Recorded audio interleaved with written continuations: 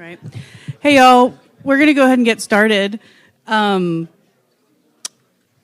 you're in the right place to learn or introduction to STIP funding. My name is Jessica Luther, and I'm staff engineer with Technical Services at DOT. I'm the room host. A couple of things. The QR code, as I'm sure you know for PDHs, it'll flash up at the end of the presentation, and it's also taped to the wall out there. I believe they'll be open for questions at the end. So, yeah, just hold your questions until then. And I think that's it from me. So. Thanks, Jessica. All right, so we are the STIP unit. My name is Teresa Robinson. To my immediate right is Brian Wirt and Ben Johnson. I am over the Western region, so divisions 10 through 14. Brian is 5, 7, 8, and 9. And then Ben is over divisions 1 through 4 and number 6. So just a brief overview about what we will be talking about today. We will discuss funding, prioritization and programming, the costs in the STIP, funding request, and schedule changes and amendments. And then we'll have questions here at the end. So jumping right into it, STIP and the funding that is behind the STIP. So we have two sets of requirements, both from the feds and from the state. So the federal requirements mandate that the STIP is a 4-year period and that it's submitted to FHWA at least every 4 years for approval. It needs to be fiscally constrained by year, and it includes all capital projects in the state and also non-capital projects that are using Title 23 USC or Title 49 USC funds. The STIP also has to include MTIPs from our MPOs and also RPO input, and there needs to be a public comment opportunity when we're releasing a new STIP. The state requirements are driven from the STI law. If you would like some nice bedtime reading, General Statute 136, 180, 10, and 11, that's your man for the law. Per STI, the STIP will span a 10-year period, and it is adopted by our Board of Transportation, and we have to make it fiscally constrained over a 5-year period as well as the full 10-year period. And then another thing that is dictated by STI is that the STIP amendments have to have a 30-day comment period, review and comment period, and these amendments run on the board agenda item N for information, and then the subsequent board meeting, it'll run on the item N final, and that's when the board approves those amendments. So reading the STIP, I know this is a lot of information, so I'm just going to walk you through this Excel sheet, and you probably can't see it very well.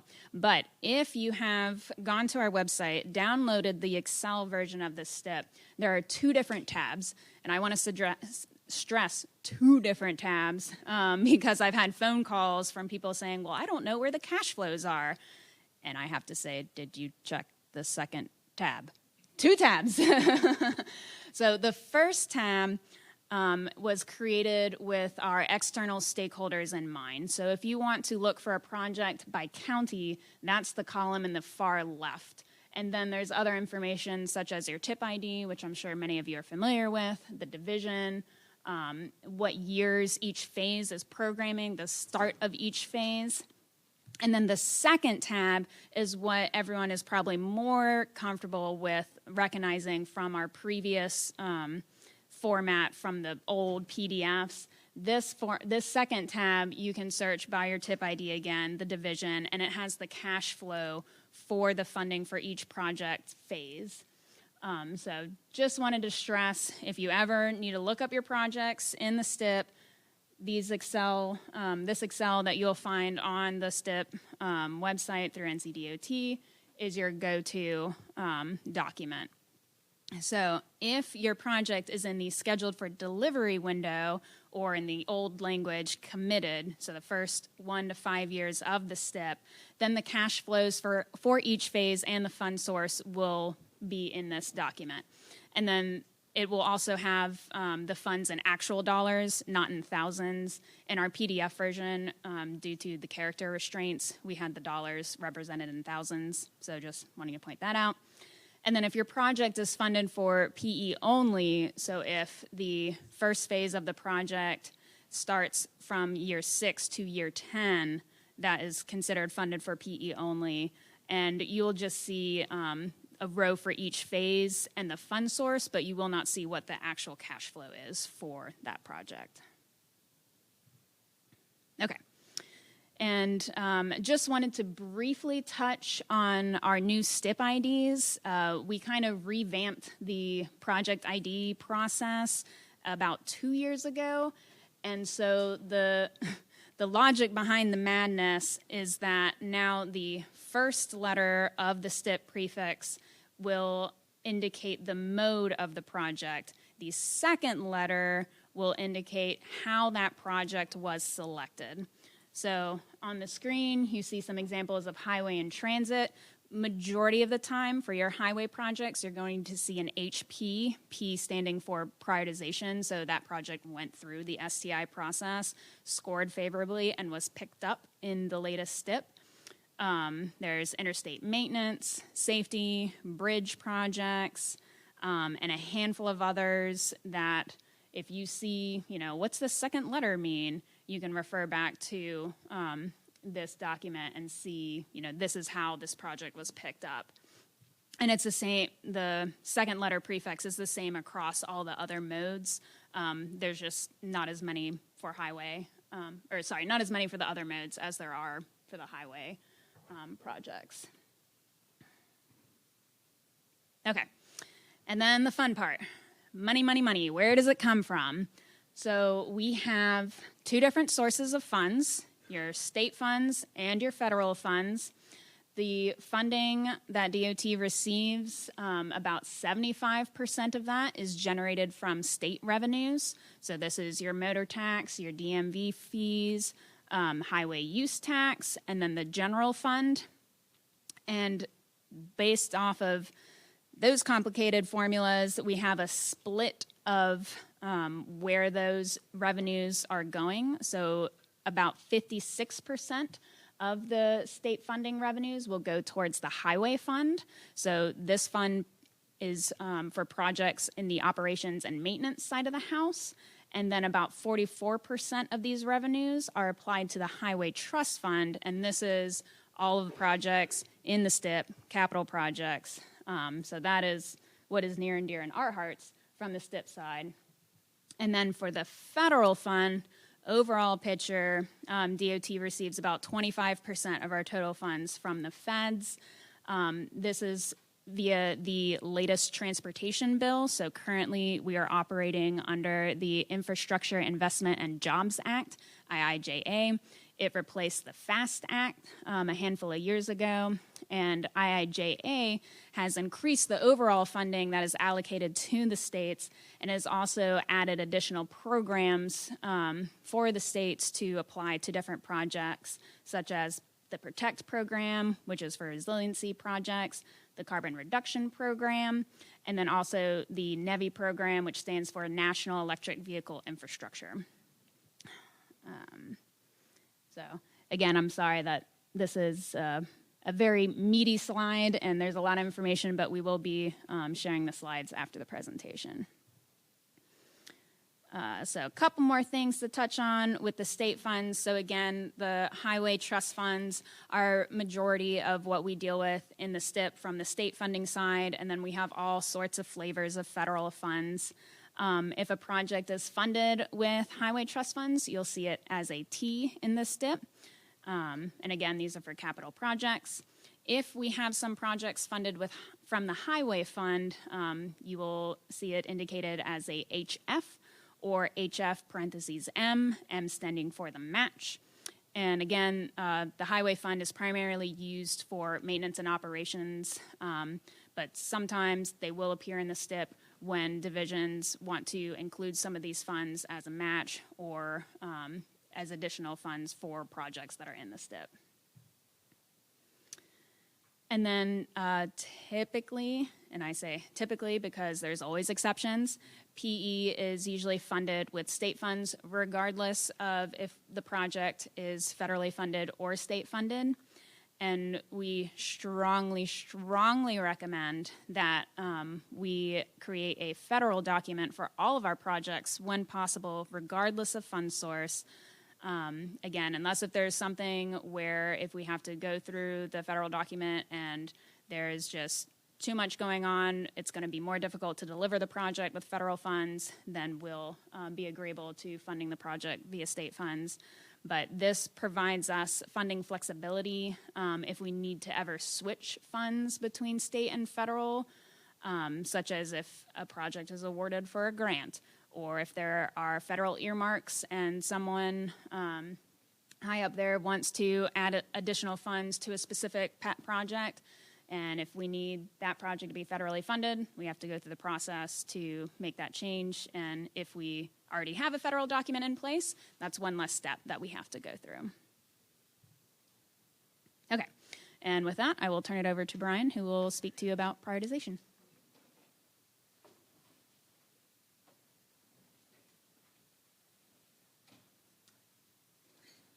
Thank you, Teresa. So Teresa walked you through the STIP funding, and now I want to walk you through how programming and prioritization work together to help us build our state transportation improvement program. And so where I like to start when I discuss this topic is a quick graphic here of the types of projects in the STIP. And what I like to draw everybody's attention to is the relative amounts of funding that are involved in each. So you can see here about $28 billion worth of projects in the STIP come through the prioritization process. That is the overwhelming majority. Another $6 billion come through alternate criteria. These are projects that are picked through a different prioritization process. They must have a process, but it is different than the prioritization process as it is referred to. And then there are exempt projects. These are about $200 million, and these are projects that don't go through a prioritization process. Most of your exempt projects tend to come from federal programs that have a specific purpose, like congestion management and air quality. And so it's really about passing that through. And so all that is to say, the overwhelming majority of capital projects that are in the STIP come through the prioritization process. So the STI law is what governs most of our prioritization process. And there are a couple of facets of the STI law that I want to walk you through. The first are the items that are defined within the STI legislation. And so these are things like the funding categories and percentages. We're going to get into that. For those that you've heard it, that's the 40-30-30 split. For those of you that aren't aware of that, we're going to be covering that in a couple of slides down the road. Project eligibility, which projects can compete for which funds. Highway scoring criteria names. The legislation enumerates which criteria we can use for scoring highway projects. So this puts a lot of limits on what we can utilize for developing those scores. And then some additional funding constraints are also enumerated within the legislation. The legislation does allow, though, for a lot of flexibility. And I think this is one of the very fascinating parts of our legislation. And when I was in prioritization and would speak to other states, I would talk to them about this flexibility that's built into our system from the ground up. We have a work group made up of members of the MPO and RPO community, some external partners, as well as DOT staff that help develop recommendations for the implementation of the prioritization process. And so that work group will develop recommendations, and they will send those to the Board of Transportation for approval about the scoring process. So this is how we actually implement the prioritization process. And so this includes things like timeframes, the number of projects that compete, or what we call submittals, carryovers, things that compete for free. They're also going to develop those highway measures and weights. What kind of percentage are we giving to each of those criteria, and how are we going to measure those criteria? They're also going to develop everything start to finish for our non-highway modes. Whereas the legislation defines the criteria for highway, it does not do that for our non-highway modes. So the work group has to develop those. The funding allocation between modes, something that we have called normalization and now frequently referred to as modal allocation, is a work group topic. And then last but not least is the local input points, or the way in which our local partners, both at the MPO, RPO level, and our division partners, show their support for a project. So this flexibility, I think, is very important, and it's something that I think that separates North Carolina from other states. It also separates, I think, the STI legislation from the previous funding program, the equity formula. that was a very static process, and static processes, they have a tendency to crumble under their own weight, right? They need to be able to adapt. So we have this adaptability built into it. And all that is to get to a final point, which is to say, if you would like to make recommendations of how we would change our formula, find one of our work group members and talk to them, right? We discuss these things every 2 years, and we make changes. And so if you want to have a say, that's one way to do that. So as I mentioned, our STI funding is, the distribution is based in law. The first funding bucket is what we refer to as the statewide mobility bucket. That takes up 40% of our funds. So 40% of the funds that go through prioritization are allocated to this statewide mobility bucket. And then just a few items that are included here that are programmed off the top are things like interstate maintenance, bridge, and highway safety projects. Our next funding category is the regional impact.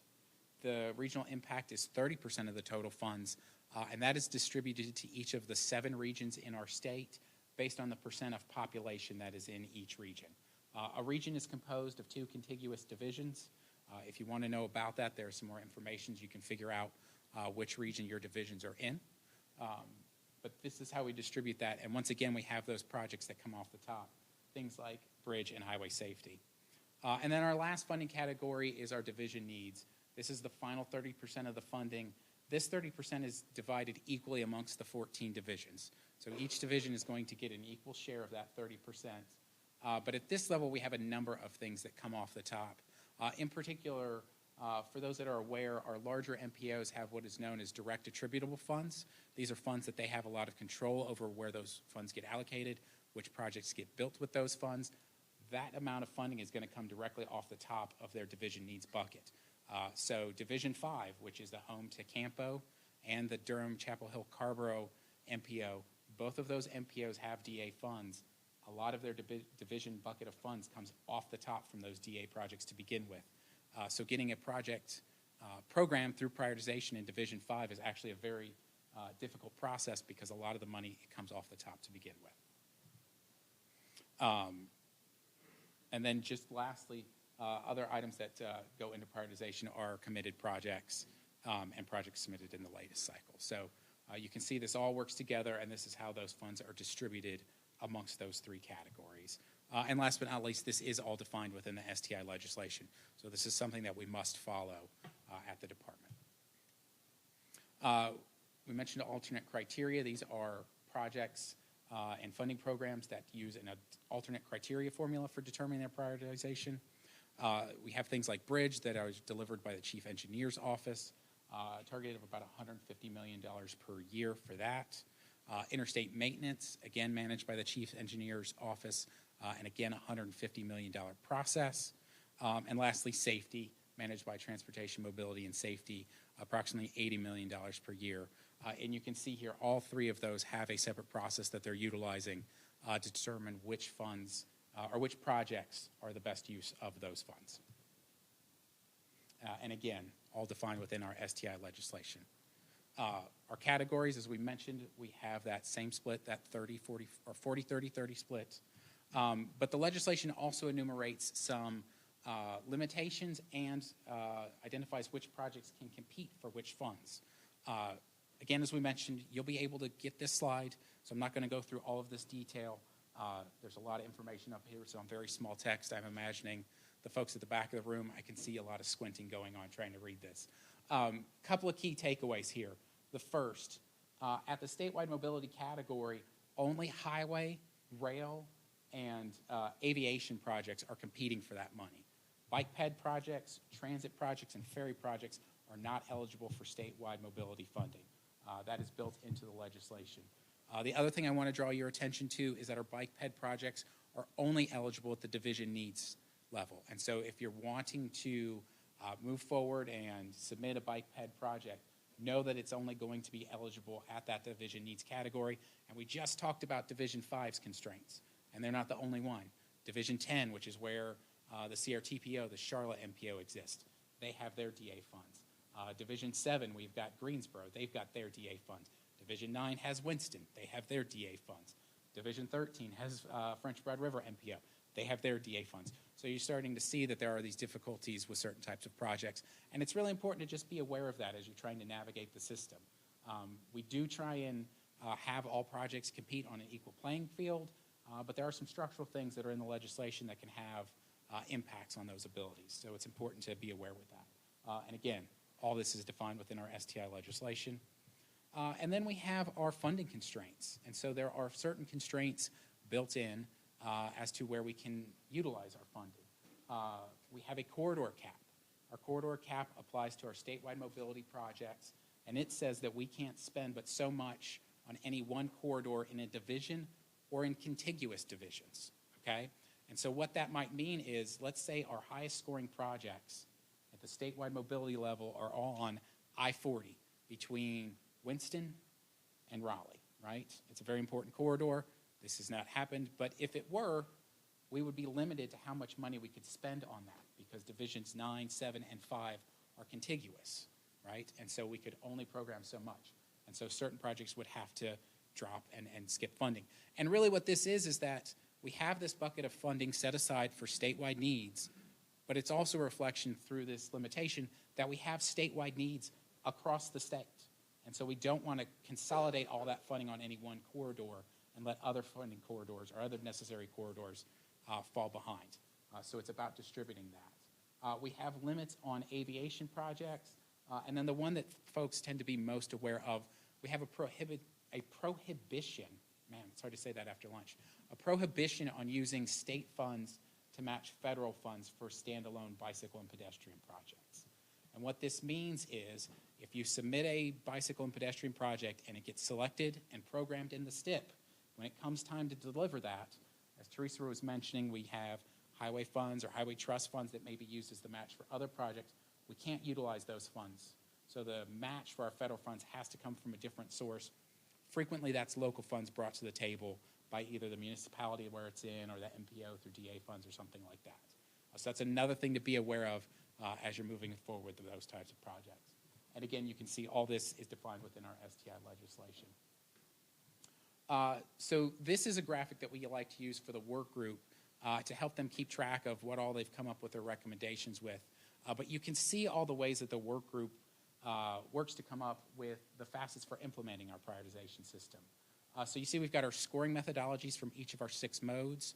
On the right side of the screen, the work group does a lot of work to come up with those. But in addition to that, the projects to score, how we're going to do local input points, funding between the modes, and the schedule. So the work group is a very critical part of our process. Again, it's made up of 26 people. Right now it's a 13-13 split between DOT staff and non-DOT staff. We meet quite frequently. The P8 work group is going to start meeting here, I think, in exactly 1 week from today. And we'll meet through May to work on changes and adjustments to the prioritization cycle for the P8 process. Ultimately, those recommendations go to the Board of Transportation. The Board of Transportation either approves or denies those recommendations. The work group itself does not make any changes. We just develop recommendations that goes through the board. But there's a lot of wide purview for the work group to work in. And again, this is where that flexibility comes into play. We're able to keep changing and altering the process so that it continues to meet the changing needs of our state. I think it's a very important facet of our process. I want to walk you through our P7 schedule so you can see where we are within our current round. We are coming up on the very end. We have just opened the Division Needs Local Input Point window, which is our final input window. We expect a draft STIP to be released in January. If you're curious as to what the next round of prioritization schedule might look like, simply add 2 to the years at the top and go forward with that. That's very likely to be what our schedule will be like for P8. So this cycle repeats every 2 years with some overlap. As we're finalizing the scoring, we're also starting to engage the work group for the next cycle. All right, so you've got a basic understanding of the facets. How does it all come together? How does prioritization work? The first step is that projects are submitted. So our partners at the division offices submit projects, and our partners at the MPOs and RPOs, they submit projects to us, to the prioritization office. What we do is we're going to review those for category eligibility. So we were talking about those 3 funding buckets. We're making sure, based on the legislation, that the projects are competing in the right funding category. We're going to screen the data. There's a lot of data that goes along with each project. So we're going to be reviewing that, looking for outliers, trying to make sure that we have the right data associated with the projects, to making sure that we're using the right alternatives. Our partners in congestion management do a lot of work with our local partners to make sure we're using the right alternative. And then we're going to develop our quantitative scores and release those. And so those 3 steps is 6 months of full-time work for the prioritization office. That is the bulk of our work. That's a lot of work that goes into there. After that, our statewide mobility projects will get programmed within the STIP. We will identify which ones we are going to pick up, and we can do that because the scoring for statewide mobility projects is 100% quantitative. Since we have those quantitative scores, since the scores are only quantitative, we can go ahead, we can program those. And that's important because we will then release our regional impact projects. And what y'all are not seeing here, and that's unfortunate, we've got a color issue. So the projects that don't get picked up at statewide mobility that are eligible, they cascade down. We usually have a nice arrow that shows up, but it's very grayed out. I can barely see it on our screen up here. And that's important because if you submit a project that's statewide eligible and it doesn't get funded at statewide, it cascades down and competes at regional impact.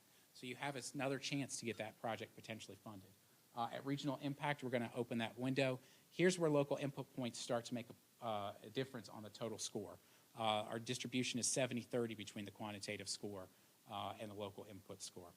And then lastly, those projects that haven't picked up, they'll cascade down and compete with the division needs project. At the division needs level, it's a 50-50 split between local input and quantitative score. So our local areas have a lot of say here in determining which projects are picked up at this level. So how does programming and scheduling work? That's a great question. I'm glad you all asked that. Thank you for that transition. We must use the results of programming and only the results of programming to determine, or the results of prioritization to determine which projects get programmed. We start at the top, we work down the list until we're out of money. North Carolina is different from a lot of other states. Most other states, prioritization is a tool to be used, not the only tool. In North Carolina, we're going for complete transparency. We can ensure complete transparency by starting at the top of the list and going down until we run out of money. But that's about how we select projects, not when we necessarily program them for delivery. And it's important to understand this. What you see here is the spot project ranking as well as the expected project delivery time frame. So just because a project scores higher does not mean it's necessarily going to get delivered more rapidly than another project that was also programmed. And this is important, right? When we're going through a funding cycle, when we're going through a prioritization cycle, we'll have some amount of projects that have been in the hopper for a while, that there's been a lot of work done, that they're closer to be ready to go, and we'll have some amount of projects that are brand new, that somebody has submitted an idea and it's brand spanking new. And we've got to figure out how, if we've got these two types of projects, how do we move forward with them?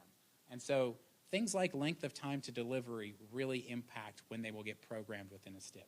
A brand new project that maybe needs an EIS, that's going to be at the end, even if it scores very highly, because it's going to take a lot of time to get that document ready, to get ready for right-of-way. There's a lot of work that can be done. So even if it's scored very highly, it may be hard to commit money within the first 5 years. So you can see that. It'll kind of go out. But some of our other projects that aren't scoring as highly but are much closer to delivery, they'll come up earlier. And again, that's our process, right? Projects come in. They're generally going to compete for at least 2, sometimes 3 cycles before they get committed. This helps us get a better cost number as we're going through that. But it also helps us manage that cash flow. And so that's an important thing to note. Just because your project's the top scoring project in prioritization doesn't mean it's going to be the one that's first delivered, right? There are other facets that go into that. One of those facets that goes into that is some of the annual tests that we run. So there are a number of tests that we have to run. First, we have to hit those category targets, that 40, 30, 30, based on our 5 years of committed.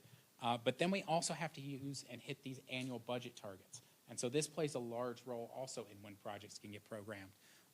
Teresa developed a very fantastic game that we deploy at a larger training about how changes to project schedules and costs can really impact how things go in the STIP. If you ever get the chance to attend one of those trainings, I highly recommend it. That project or that STIP manager training is fantastic. That game really helps understand how all these projects are interconnected and work together. And so all this comes together to finally deliver our STIP. We've got our prioritization, we've got our programming that happens in that, and then we have our scheduling, trying to meet those federal and state requirements that Teresa was mentioning, and keep that cash flow going. And so with that, I will turn it over to Ben, and he can discuss with you costs in the current state.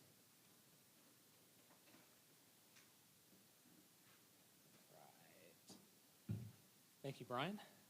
So I have the pleasure of talking about everyone's favorite topic, cost and cost increases and how they impact the STIP. So to start, why do costs matter? And really it's mainly for two reasons. Costs are a very important component of how we actually schedule and program projects in the STIP, as you can imagine. And second, as Brian just explained, we have lots of checks and constraints that we must meet according to the STI law and federal regulations. And so having accurate cost in the STIP help us see where we are and see where we stand in reference to those compliance regulations that we have to meet. We get a finite amount of funding each and every year. And whenever we program, we usually like to leave a little bit of cushion in those STI buckets so we can absorb some cost increases, but at a certain point it becomes a zero-sum game. Like if you have a $50 million increase on a project that happens to be funded in Region C, for example, that's $50 million of funding that's now not available for other projects that are also programmed in Region C. And so if we can absorb that increase and stay in compliance, that's great. If we can't, that could potentially mean that we have to delay schedules on other projects to balance up, or potentially it inhibits our ability to pick up future projects in the Region C bucket in future prioritization cycles. Previously, before we started a few years ago, because we're all relatively new in our positions, costs weren't updated as frequently or consistently as they are now. And this kind of led to the STIP unit being a little bit blind as to where we actually stood as far as all of our balancing goes. Leadership recognized that this was an issue that we needed to address, and so they implemented several policies to help us address this moving forward. Some of these are express designs, cost verification memos, and overdrafts.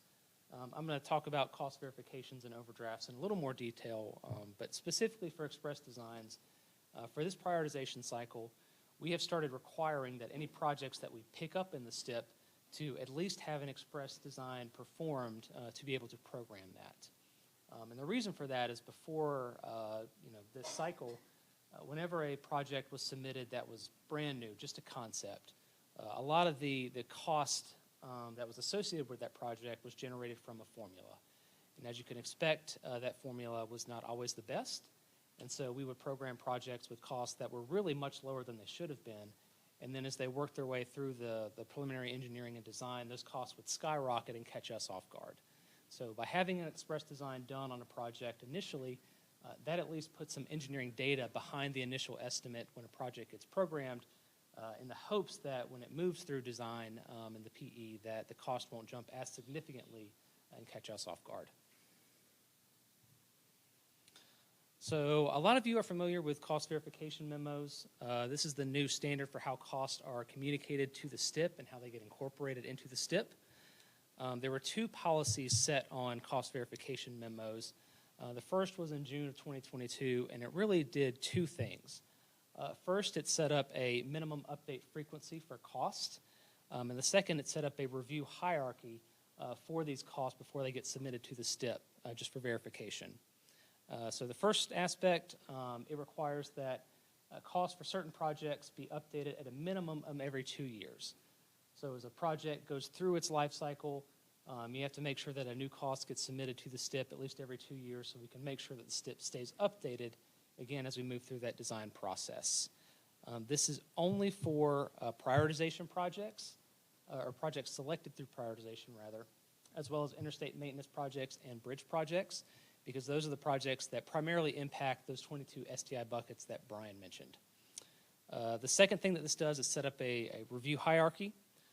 So really whenever we generate a cost verification memo, it always starts with the PMs or project managers or corridor development engineers that input the cost into a tool in SAP.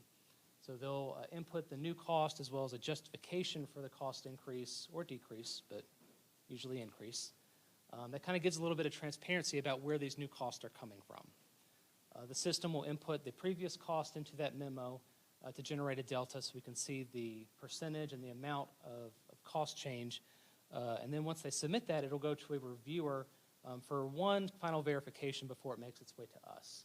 Usually that is the division engineer. So they will look at that, review it, sign off, and once they do sign off, it gets sent to us in the STIP unit, to one of us three, depending on the region. And we will take that and incorporate it into the STIP and roll on.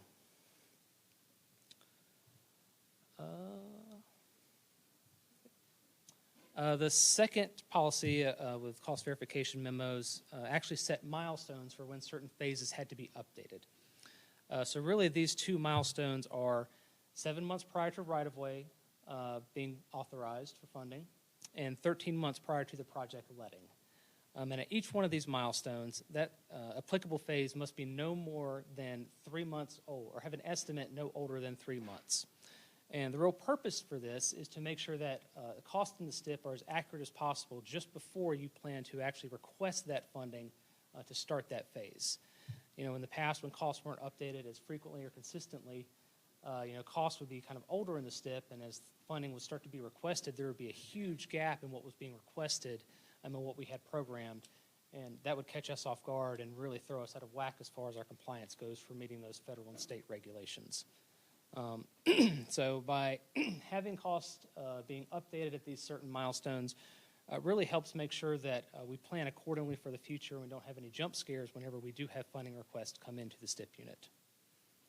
It's important to note that this is a little bit tighter constraint than the previous memo. This is only for highway and rail projects selected through prioritization, as well as interstate maintenance and bridge projects, but it's only if they're centrally let. We do highly encourage that you do this for other projects as well, just because it's a good practice, but it is not required if it's not centrally let and a highway, rail prioritization project or interstate maintenance or bridge project.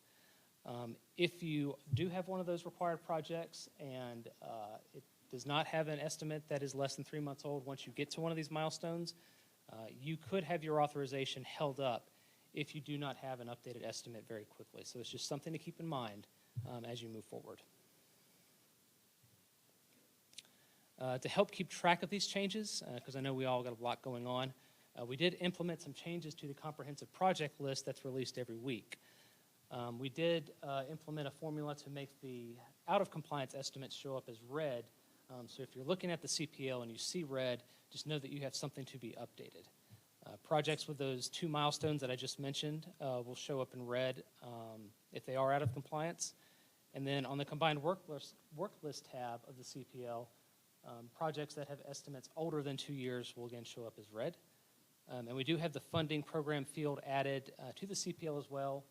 Those are those codes that Teresa mentioned earlier, simply to help you filter and sort so you can see those prioritization projects and those IM and bridge projects where this is actually required. So if you filter that and see any projects in red, just know to prioritize getting those estimates updated quickly so we can get the STIP updated. All right, and the last policy I want to talk about is the overdraft policy. Again, before we were in the STIP unit, you kind of had an old, I guess, methodology where once a project was authorized and you had funding loaded on a WBS, you could actually spend beyond that authorized amount if you needed to while the project was in the field. This would put the project in overdraft status, which would eventually, all these overdrafts on all these projects would need to be covered because we have to account for that for STI balancing. When we did this policy, or when we had overdrafts, the STIP unit really didn't have a way of seeing what the overdraft was or where we were, so we really didn't have a good picture on what our financial balance was simply because we let all these projects go into overdraft. And so this overdraft policy was put in place, and it basically says you have to have a special waiver in order to go into overdraft. And if you don't, and you need money to go above and beyond what's already been authorized on that project, then you have to have an additional authorization request to load more money to that project before you can proceed. This funding request will make its way to the STIP every month. It'll come to us. We'll review it on either items K or M, which I'll talk about in a little bit. But that really lets us see where the funding is going and where it's needed, and to make sure we keep the STIP updated so we can see what our balances are. All right, so we're going to pivot a little bit and talk about funding requests. A lot of the cost stuff happens, while you're working on PE, working on design, but when you're actually ready to request funding for right-of-way or construction, what really happens and how does that impact the STIP? So really, just another screenshot of the STIP that Teresa showed earlier. It's got a lot of information on there. It's got your TIP number, route description, phases that you need, when it's programmed, and what each phase is going to cost, as well as cash flows associated with each phase.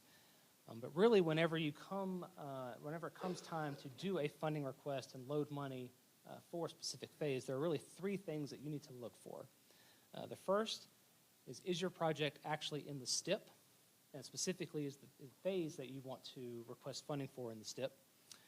The second is you want to make sure that that phase is programmed in the correct fiscal year that you're going to request funding for. And the third is you want to make sure the amount that we have programmed in the STIP actually matches or is reasonably close to what you plan to request. If any of those things don't match, a STIP amendment may be required in order to update those. And as Teresa will go over in a little bit, STIP amendments are an incredibly slow process. And so you have to plan accordingly because that could impact your schedules if any of these don't match. We always recommend that you do at least look at these a little bit ahead of time. You should be okay because of the policies that I mentioned earlier, but if you happen to look at this maybe 3 or 4 months before you plan on requesting funds and you see something is off, that should give us enough time to correct it and keep the project on schedule. But if you don't and you happen to get up to request funding and you see something's off, then there's not much we can do. It just will take some time to get the STIP updated. So something to keep in mind. So it's very common for us to see cost increases after that initial authorization. One of the most common is bid adjustments. We used to call these low bids, but they never came in low. So we kind of call them bid adjustments now because that makes more sense. But really, you have to have funding authorized on construction before you advertise the project now. But, when the contractor bids and is awarded the project, that amount never actually matches what you have authorized. So we have to have a little bit of an adjustment. And so what happens is you take that bid award for that winning bid, add 16% for engineering and contingency, and then that amount will actually get added or subtracted to that initial authorization amount. And that addition or subtraction will be run on a future item K or M and actually run by the STIP unit so we can update the STIP and keep our cost accurate. All of these cost changes impact these STI buckets that Brian mentioned earlier. So it's very important that we keep these costs updated again so we can see where we are as far as our compliance goes with all those restrictions and regulations that we have to meet. And again, I kind of mentioned this earlier with the overdraft policy, but it's very common that you need additional funds once you've actually started a phase, either right-of-way or construction. I know things happen in the field. Sometimes you need more money. It's just you can't plan for everything. And so instead of having your project go into overdraft, you actually make an additional authorization request if you need more funds. Those will appear on item K or M again. And same thing as I said before. STIP unit will see that, we'll review it, it'll get incorporated into the STIP, and we'll be able to see where we stand as far as a financial standpoint once those funding requests come in. There's a few other special cases I just want to highlight real fast. I know Brian mentioned MPO DA selected projects. On prioritization projects, that project has competed through STI, it's scored up and programmed, so we can give that project extra funds if needed. It's no big deal. But MPOs actually control where their own DA funds go. And so if you're working on a locally selected project and you need additional funding, we can't just give it extra DA funds without the MPO actually blessing that. And so that's something you have to keep in mind. If you see that you're going to have to need funds on a locally selected project, the MPO will have to approve that. The STIP will have to be updated, and the municipal agreement may also have to be updated to reflect the new funding if it's not already accounted for in that agreement. All that takes extra time, so it's just, again, something to be aware of if you happen to have a funding request on a locally selected project. And we also have a select number of projects that have specific fund sources that are very limited. Brian, again, kind of touched on these, but just know that these funding sources have very specific caps that we can't exceed. And so if you have a project funded with one of these, it's not going to be quite as simple to get extra funds on that project if you need them. If you have any specific questions, I just recommend you reach out to your STIP manager. We'll be happy to answer any questions because you can get into a lot of specifics and go down a lot of rabbit holes with these. But again, big picture, something to keep in mind as you move forward. And so I've mentioned item K and item M, so I just want to show you what they look like. Whenever you make a funding request, it's either going to show up on one of these two documents, depending on if it's a state-funded request or a federally funded request. Item K is for state trust funds, and basically once you make a funding request, it's going to appear on this document that the STIP unit reviews and ultimately goes in front of the Board of Transportation for their approval. It's got your basic project information like your division, county, TIP number, the STI category that it's funded under, the WBS that's going to be funded, and a brief description of the funds that you are requesting, as well as the actual amount on the right. So like I said, we review this each and every month. It goes in front of the board. Once they vote and approve it, that's when your funds actually get loaded to that WBS and you can access that funding.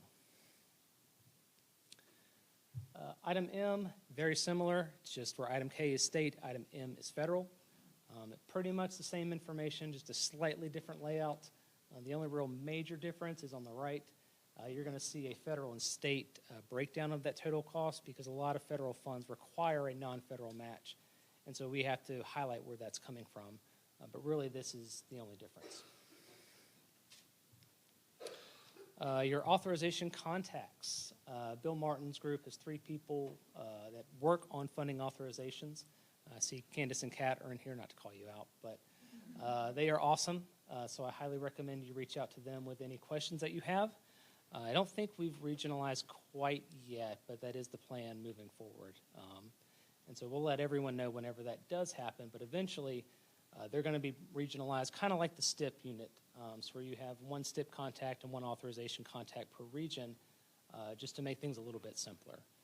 So if you have any questions on authorizations, you can feel free to reach out to your STIP manager or your authorization contact, but we'll be happy to answer any questions that you have. And that's all I have for costs, so I'll turn it over to Teresa to take us home. Thanks, Ben. Y'all bored to tears yet? I mean, this is my job, and I know it's pretty dry. So just a couple more slides. Hang in there. So once we do have projects in the STIP, we know that more often than not, the projects will have to change. Usually these are in form of delays. Every once in a blue moon, we'll get an acceleration, but usually it's a delay. So for the PMs out there, I'm sure you are very familiar with this process. We have a tile in SAP where we implement these schedule changes, just adjusting the milestones depending on the project needs. It will come to the STIP unit on a weekly basis and then we process these changes, and depending on what specifically is happening, it will likely go through a STIP amendment. So a lot of what we said is very good and very important. This slide is extremely important. So if you don't take anything out of this training, if you are a project manager wanting to change your project, please pay attention. So there are several situations in which a project will need to be changed, and these changes will have to go through a series of approvals. So changes that will require Board of Transportation action include if your phase is changing fiscal years from one year to the next, if the phase has a cost increase that is both greater than $2 million and 25%, not one or the other, it has to be both. If we're adding a new phase to a project that is not currently programmed, if we are segmenting or combining projects, if we are adding or removing project breaks, and then if we have major scope or termini modifications. So all of those conditions will require a Board of Transportation approval. So And then if any of these changes occur within the first 4 years of the STIP, then a federal amendment will be required. So these amendments will then be approved by FHWA. However, if the project is located in a MPO area, the MPO also has to improve prior to FHWA approval. So changes that do not require Board of Transportation approval are phase cost increases that are both less than $2 million and a 25% increase, and if there is a minor scope or termini change, and then your typical like administrative corrections, you know, we spelt rod instead of road, typo. So with that being said, the amendment process can take at minimum 2 months, but I wouldn't bank on it.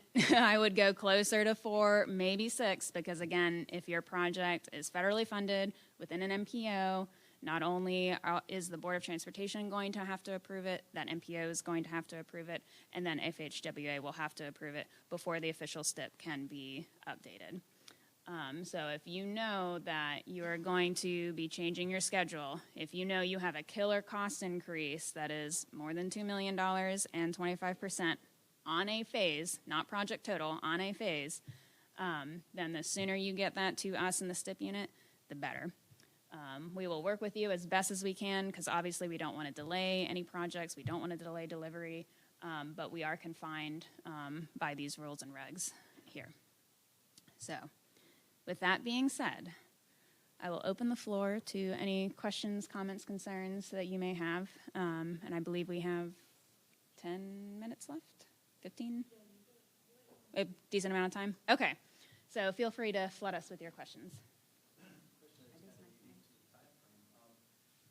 Will large climate-driven events, such as this hurricane or something like that, cause any reprioritization to the projects in the state? I don't think so. I don't know. We get a lot of specific emergency funds for this type of scenario, and we can add those to the STIP. That's kind of outside of this process. So I don't think we're going to have any impact to our current STIP from that, but it's also very early to say that. So I can't say with any definitive answer whether or not we'll be impacted, but I don't anticipate anything at this time.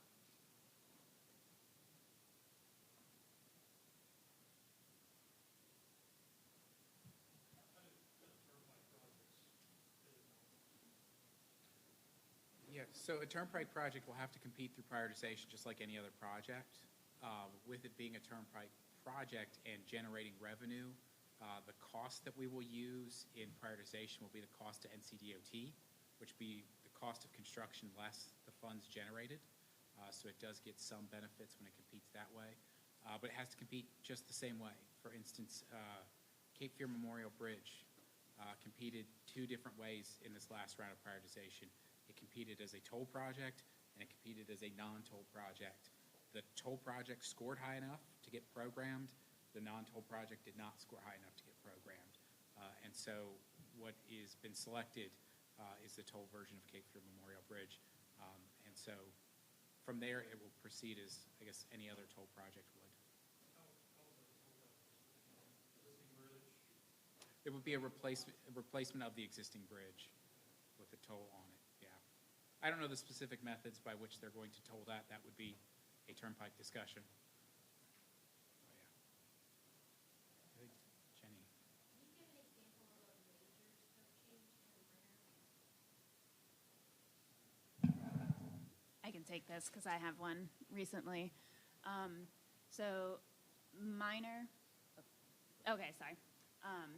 It's very gray, right? So to err on the side of safety, we will likely run a scope change unless if upper management tells us, no, that's fine, we're okay. If it's something that could be potentially politically contentious, then we're definitely going to go through the amendment process.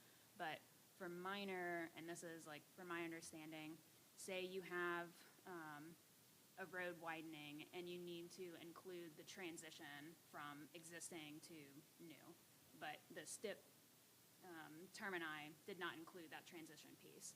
So we would count that as like a minor scope change.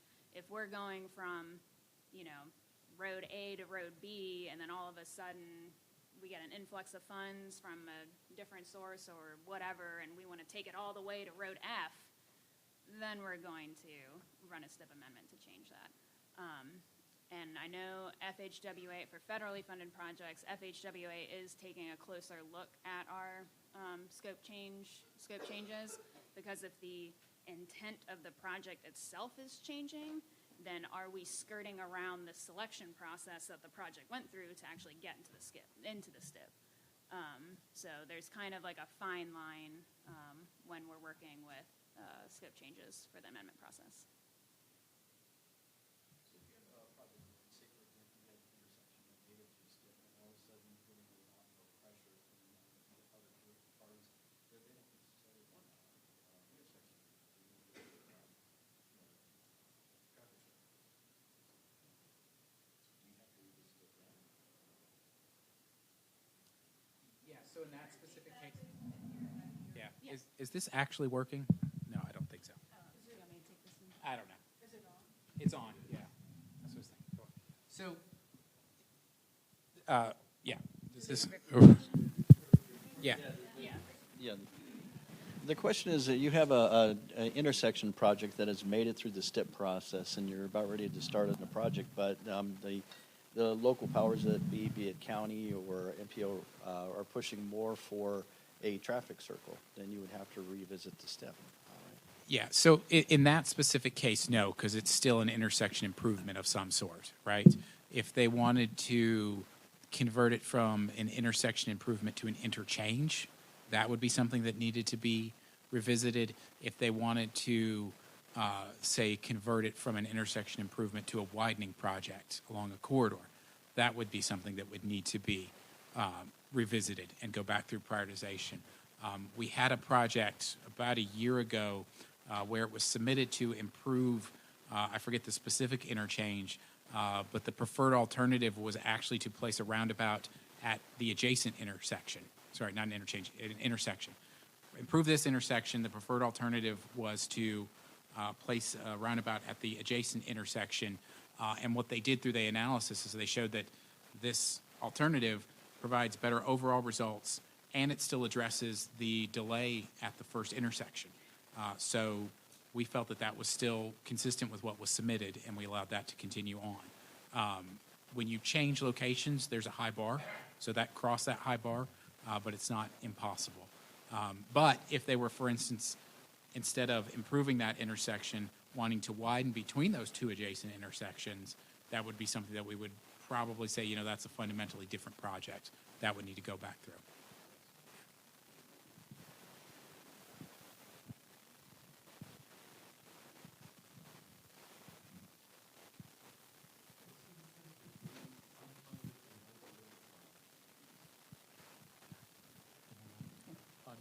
Yeah, I can take it. So, uncommitted and committed are older terms that we're trying to phase out. Committed projects are projects that have either right-of-way or construction starting in the first 5 years of the STIP. We've started calling that scheduled for delivery. And what that means is you're going to have your cost and schedule show up in the STIP, and when you go to a future STIP through a future prioritization cycle, those projects don't have to recompete. An uncommitted project is a project that has right-of-way or construction starting in years 6 through 10, so the back half of the STIP. We're starting to call that scheduled for PE only. And those projects will not have their schedule show up in the STIP because they're going to have to recompete the next time you go through a prioritization process. You heard Brian talk about carryover projects as something that the work group discusses. Usually, uncommitted or scheduled for PE only projects are considered carryovers. So they will compete in the next prioritization cycle, but they don't take up a submittal slot. So your division or your MPO or RPO won't have to resubmit that project to have it score again. It would just compete automatically. Unfunded just means it was in the STIP at one point, but it is no longer in the STIP at all. Usually we don't delete stuff out of the STIP outright. It just kind of falls out between prioritization cycles. And so it was just unfunded for whatever reason, and it's just appearing in the STIP now, even though there's no funding, and it will fall out the next time we release a new STIP, unless it happens to go through prioritization again and score up and get programmed again.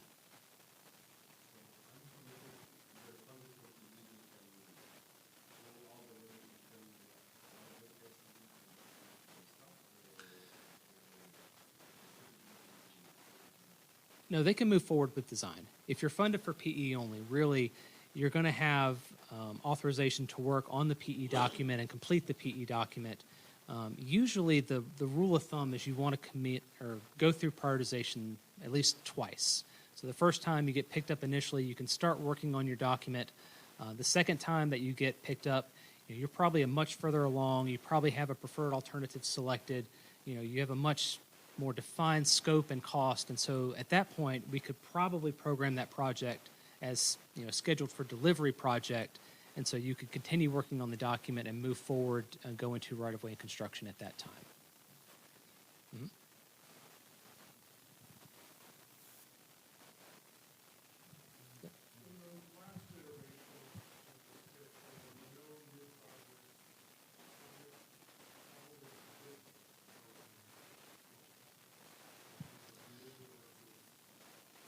I mean, no projects is a very low bar, so we are better than that. We were able to pick up some projects in the statewide category. We just finished regional programming, and we were able to pick up some projects in region C and D. But there aren't very many buckets that have funding availability just due to cost increases that we've seen. I think there's a few division buckets that have some funding availability. I can't remember what they are off the top of my head, but we're going through the local input process now for the division needs projects. Once we get those back, we'll probably be able to pick up a few more division needs projects in certain buckets, but we won't know that until December.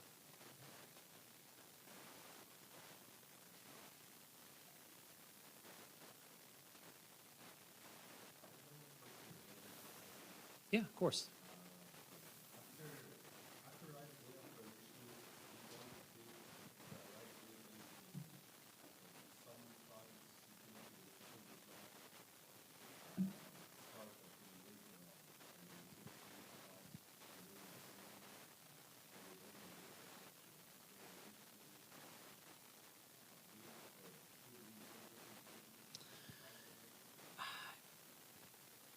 We really look at cost estimates in two phases. So pre-authorization and post-authorization, at least for that first authorization.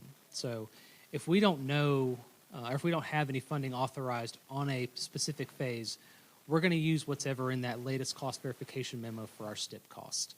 Once that initial authorization occurs, we actually update the STIP to show that exact amount that's authorized, and then we won't update anything based on the estimate at that point. If you have to come back and add additional money for utilities later, you would make an additional funding request that would show up on either items K or M, and we would update the STIP at that point to show the new total cost.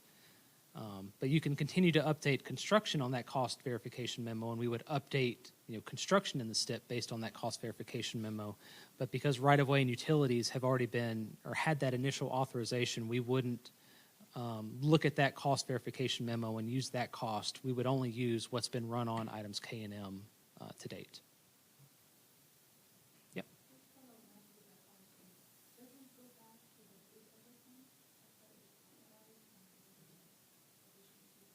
Yeah, so if you have that initial authorization for construction and it never matches the bid adjustment, so that gets run on K or M. We will see that in probably a few months' time and then update the STIP whenever that rolls through on items K and M and update the STIP accordingly.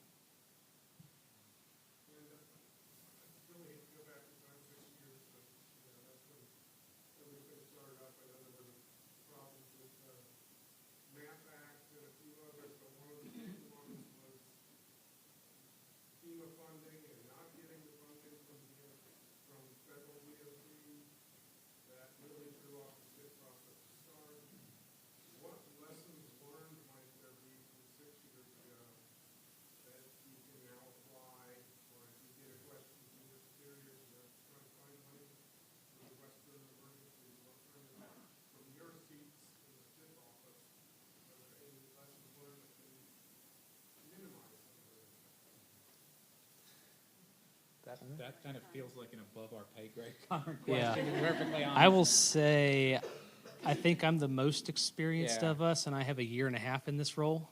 So it's a little bit beyond me. But we do have people that have lived through that in our office and are certainly, aware of that and are taking different things into account now to make sure that we don't get into the messes that we got into previously. You mentioned that with respect to EA funds, and the MPO must compare where that funding is compared. Do individual municipalities have that same capability? Not necessarily. So MPOs direct where those DA funds go. And so if the MPO has selected a specific project for DA funds, they have the ability to bless or deny adding additional funds to that project. Municipalities could have some say in that, but it's really for if there's a local match that's being applied to those DA funds, because most federal funds require a 20% non-federal match. If a project cost exceeds a certain point where the municipality can't fund that 20% non-federal match, then they could probably say, hey, this isn't something we can do. We have to look at other options. But that's really the only time a municipality would have that say typically.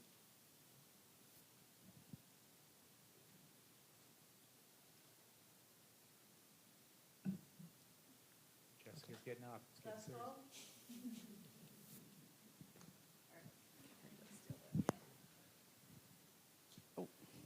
There's their info. I think it was at the beginning too, maybe. So, yeah. All right. There's the QR code for the PDHs, and it's also on the wall near the back of the room. All right. We have a little bit of a break until 2:30. There's going to be drinks and snacks in that same room where the morning break was. And then the last hour of sessions get started at 2:30. And in this room, it'll be what long-range planning can do for you. But before we go, let's give a round of applause to the presenters.